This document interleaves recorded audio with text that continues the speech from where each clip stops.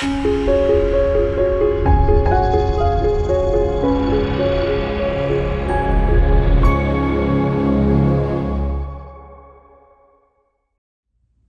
everyone, Elizabeth St. Hilaire here for Gel Press. I am a Northern California based collage artist. I create impressionistic paintings with torn up little tidbits of gel printed paper brush marks, if you will. And so I'm always making papers on my gel plate for collage application. I have found that it is layering multiple layers of prints with unique stencils and masks that create the most interesting and successful collage papers for me. So I'm also a stencil and mask designer with jogless.com. So it's sort of a match made in heaven. So I'm going to show you today a few of my new designs and how to use them in multiple layers to create rich and luxurious paper for collage on your gel plate. So let's go check it out. So today I'm going to show you how to achieve rich collage papers with lots of depth by layering stencils and masks on the gel plate. So typically, a lot of people will take a stencil or a mask and they'll just do one print and they get something like this. And while that's beautiful, it's a little less complex than it could be. It has a lot more potential. This is one of my new designs of stencils and masks for jogless.com. They're part of my Klimt inspired collection. There's 10 different stencils and masks with a Klimt theme. A lot of them include spirals, and they are from jogless.com. They're 9x12, and I am also working on my Dina Wakley 9x11 gel plate. And I love that because I'm using my favorite rice paper, which works wonderfully in collage because rice paper is highly absorbent and it glues down great with the glue. And it's also very malleable and flexible, so it goes down in between all the fine detail spaces in my stencils and masks much better than book pages or copy paper or anything else because of the way that the rice paper fibers are. So this is my 9x12 pad of rice paper. It's a durable kind of heavy duty rice paper. Some of the rice papers you get are very thin, but this is a durable, sturdy rice paper. So it is my favorite. And because I like this rice paper so much in the 9x12 pad, the Dina Wakley gel plate is awesome because it really gives me a full print because it's 9x11. The 8x10 plate is not going to fill up as much of this rice paper page as the 9x11. And I love that because otherwise I'm throwing away 2 inches of my rice paper. So the layering is going to give you a much more complex print. And an example of that with another one of my designs is something like this. Much more complexity and beauty to that layering. And something like this. So this is also an example of layering, and making way more complex papers than just the single print, okay? So if your papers are looking like this and you want them to look like this, I'm going to show you how. So the first thing that we're going to do always is to start off with a light colored solid. I don't work on a white base. I work on a light colored solid base. So, and I work from light colors to dark colors. So I am going to then start with an orange base. So I'm using golden fluid acrylics, and this is the Pyrrole orange. And I'm going to spread that out in a nice thin layer on my gel plate.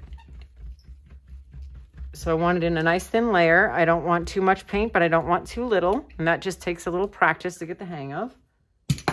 And this rice paper has a smooth side that is sized. That is what is facing up in the pad. So we're going to take that smooth side and put that down into the plate. And we're going to get ourselves a light colored solid base to start with.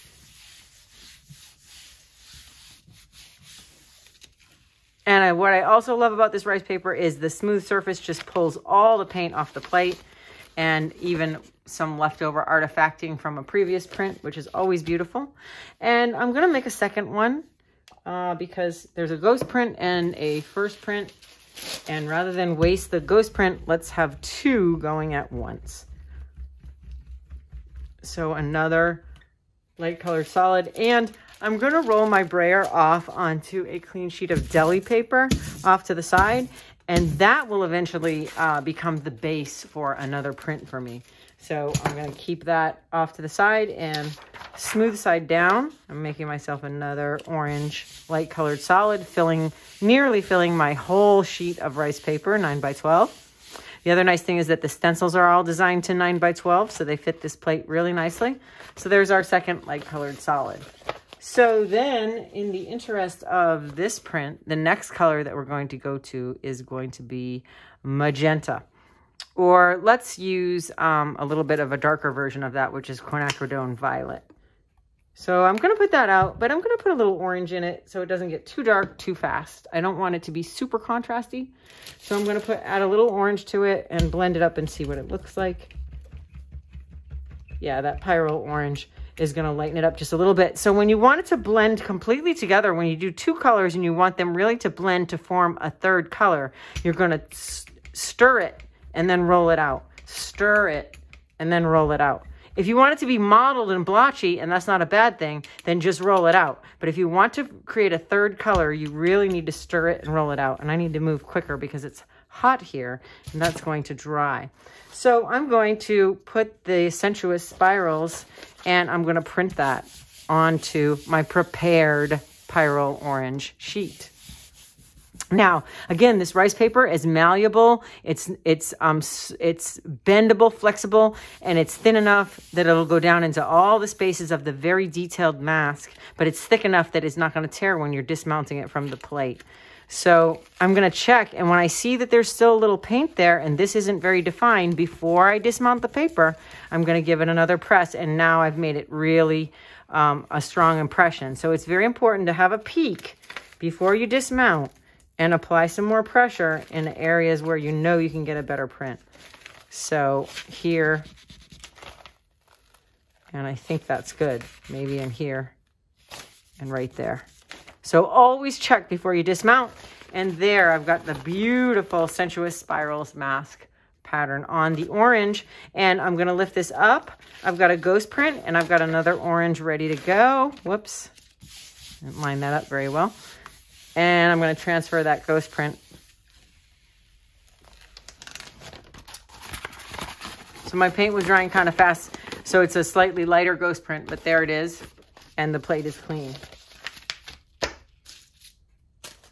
So then I'm going to take the spiral repeat, which is another design,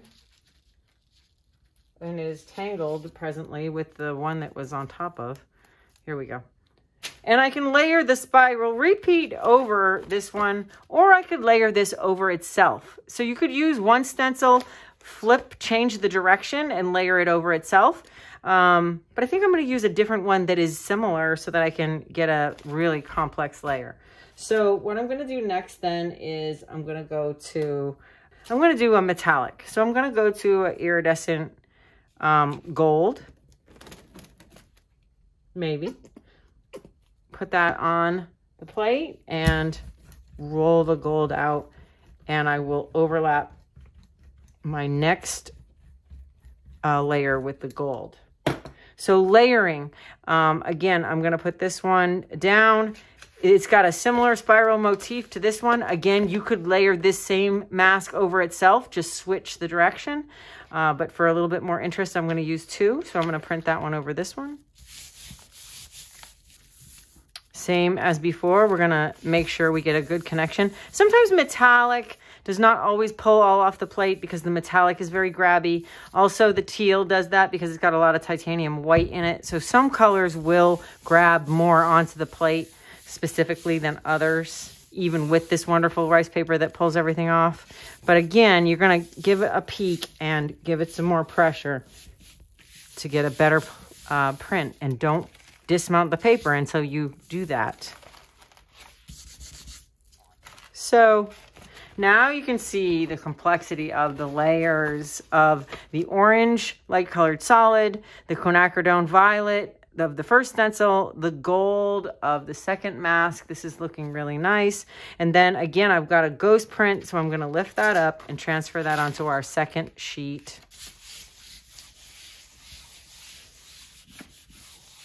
Now, I always shoot for 3 layers, but you could do 4, you could do 5. You could bring in the same stencil or mask over itself again. You could bring in 5 different. It's up to you. But the more layers, the more complexity of your prints. So now we've got the ghost print layer, which is a whole different animal than the first print layer. So this one is always, the first print layer is always going to be more graphic and hard edged, and the ghost print layer is always going to be a little softer and more painterly, and they both have different applications. So lastly, we're going to do the layer that blocks out everything from underneath it and allows for this beautiful pattern to show through. So on this one, I used the spiral repeat mask, but I think that I'm going to pull out another one. And we'll go with the cubes. This is the cubes mask, because I think that's going to let a decent amount of this pattern show through.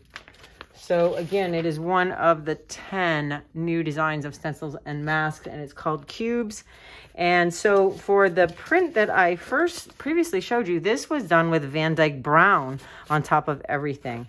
We could do Van Dyke Brown, we could do teal, which would really be jumping to the other side of the color wheel. You can see right now that what I've done with these is I've stayed in warm colors. I've stayed in colors that are analogous, that are next to each other on the color wheel, orange, reddish, and gold being yellow. So if we jump to teal, we're going all the way to the other side of the color wheel, and that can often look very busy and clashing, but that's not necessarily a bad thing. So like if we put teal with this, we're going to get that, whereas it's going to be a little less color harmony than this. So I think what I'm going to do for this is I'm going to go with a, I'm going to stay with warm color.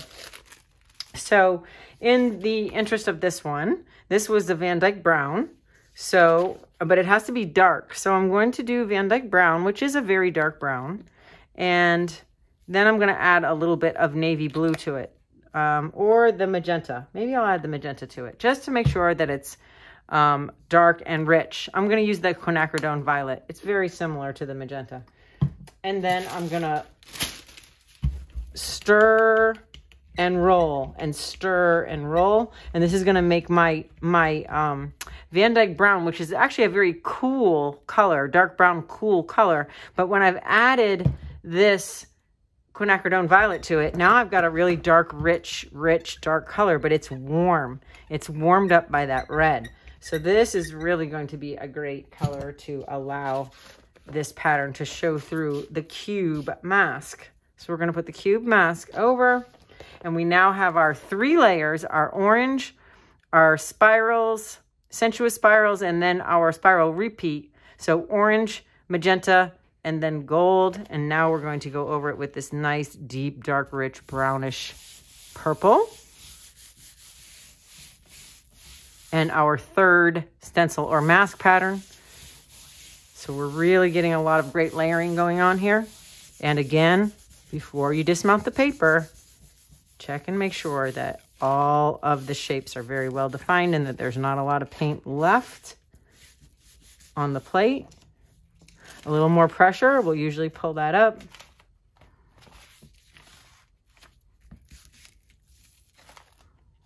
Okay, and look at that gorgeous, gorgeous layering. This is really beautiful. It's a little more vibrant underneath than the original that I showed you. Because it's got the gold metallic in it, and I don't believe that I did gold in the other one. So your color combinations, this is me staying on the same side of the color wheel with analogous colors that are warm and on the same side of the color wheel. Of course, you can experiment with jumping across to something totally different. But I love, love, love this layering. This is beautiful, beautiful collage paper, and it does definitely have a lot more depth than just the single print. So another one I want to show you is this one, which is another example of really nice layering. And this one, which is another nice example of layering. And because these are Klimt inspired, you can see that I am using a lot of metallic, gold and bronze. So we still have the ghost print underneath here, and it's not drying because the Mylar is keeping it wet, but I haven't forgotten, and we're going to transfer that to this one and see what that looks like.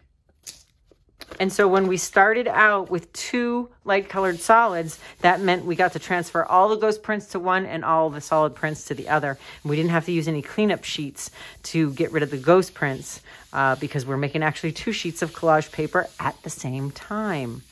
So here, and this is a whole different effect, but here is the layering of the ghost prints. So you can see all the spirals in there and the metallic, and it is a whole different effect than the positive prints, which is this one.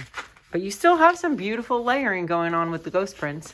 And having those 2 light colored solids of orange to start with meant that we didn't waste any paint and we didn't waste a minute of time.